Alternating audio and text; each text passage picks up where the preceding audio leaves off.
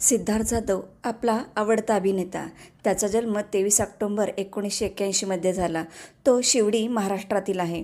त्यांनी टेलिव्हिजन, मराठी आणि हिंदी चित्रपटामध्ये काम केले आहे. त्याचे गोलमाल आणि गोलमाल रिटर्न्स यासारखे अनेक बॉलिवूड चित्रपटामध्ये देखील त्याने काम केले आहे. परंतु मराठी चित्रपट, टीव्ही आणि स्टेज हे त्याचे पहिले प्रेम असल्याचे तो ठामपणे सांगतो.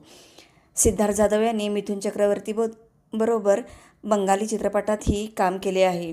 मराठी चित्रपटसृष्टीचा कॉमेडी किंग म्हणून प्रसारमाध्यमामध्ये त्याचा उल्लेख केला जातो. त्याचे लग्न तृप्तीशी झालेले आहे. त्याच्या 2 मुली आहेत.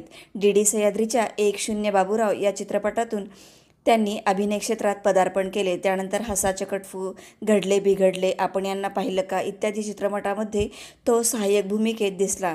2004 त्याने केदार शिंदेच्या अगबाई अरेच्चा या चित्रपटातून चित्रपटसृष्टीत पदार्पण केले. त्यानंतर जत्रा, रोहित शेट्टीच्या गोलमाल फन अनलिमिटेड या चित्रपटातून सत्तू सुपारी म्हणून बॉलिवूडमध्ये पदार्पण केले. त्याच वर्षी त्यांनी लोचा झाला रे नावाचे नाटक केलं. नंतर त्यांनी बकुळा नामदेव घोटाळे, साडेमाडे 3, दे धक्का, मी शिवाजीराजे भोसले बोलतोय असे अनेक उल्लेखनीय चित्रपट केले. 2008 दे धक्का या चित्रपटासाठी त्यांना महाराष्ट्र राज्याचा पुरस्कार देखील मिळालेला आहे.